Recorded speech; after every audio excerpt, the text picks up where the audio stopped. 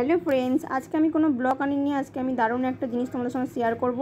এটা সবারই খুব প্রয়োজনীয় একটা জিনিস। এখন যা পরিস্থিতিতে, এই পরিস্থিতির মধ্যে এই জিনিসটা সবারই প্রতিটা দিন খাওয়া দরকার। আর আজকে এই জিনিসটা কেন শেয়ার করছি তার কারণ হচ্ছে আমার ছেলের শরীর খারাপ। আমার ছেলের জন্য বানাচ্ছিলাম আমি এটা, তাই ভাবলাম তোমাদের সঙ্গে এটা আমি শেয়ার করি।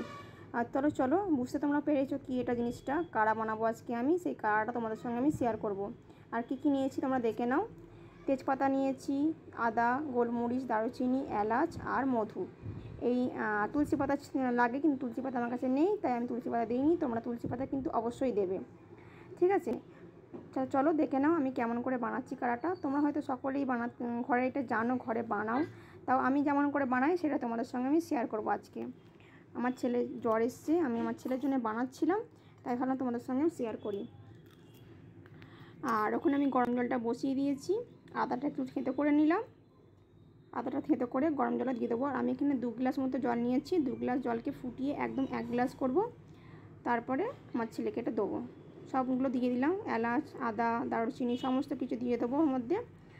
আর ভালো করে জলটাকে একদম ফুটাবো, ফুটিয়ে একদম 1 গ্লাস করে নেবো। যেহেতু আমি 2 গ্লাস জল দিয়েছি, তাই এটাকে আমি ফুটিয়ে 1 গ্লাস করে নেবো। আর গোলমরিচও দিয়ে দিলাম। আর তুলসী পাতা আমার কাছে নেই তাই তুলসী পাতা দিলাম না। তুলসী পাতা তোমরা দিয়ে দেবে, কিন্তু অবশ্যই খুবই ভালো তুলসী পাতা দিলে। আর মধুটা আমি দেবো গরম লাস্টে, মানে হয়ে যাওয়ার পর, কাড়াটা হয়ে যাওয়ার পর লাস্টে আমি দেবো। দেখো জলটা পুরো ফুটে গেছে। আর একটুখানি ফোটাবো, এখন একটু ভালো করে ফুটাবো, তারপরে যেন আমি নামিয়ে দেবো। দেখতেই পাচ্ছ জলের কালারটা পুরো চেঞ্জ হয়ে গেছে। আর জলটা পুরো অর্ধেক হয়ে গেছে। আমি তাই এখন গ্যাসটা বন্ধ করে এখন নামিয়ে দিলাম। আর দেখো গ্লাসটা 1 গ্লাসেরও কম হয়েছে। আমি 2 গ্লাস জল নিয়েছিলাম। এবার আমি দেবো এর সঙ্গে মধুটা অ্যাড করব। মধুটা আমি লাস্টে অ্যাড করছি।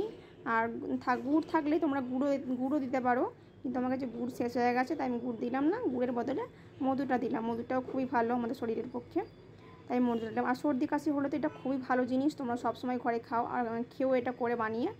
আর এখন যে করোনা পরিস্থিতি, তার মধ্যে এটা খুবই ভালো। তো কেমন লাগলো তোমরা অবশ্যই আমাকে জানাবে কমেন্ট করে। আর তোমরা সবাই শেয়ার করো এই জিনিসটাকে, যত বেশি শেয়ার করো তত বেশি ভালো, কেন সবারই দরকার এই টাইমটায় এখন এই জিনিসটা।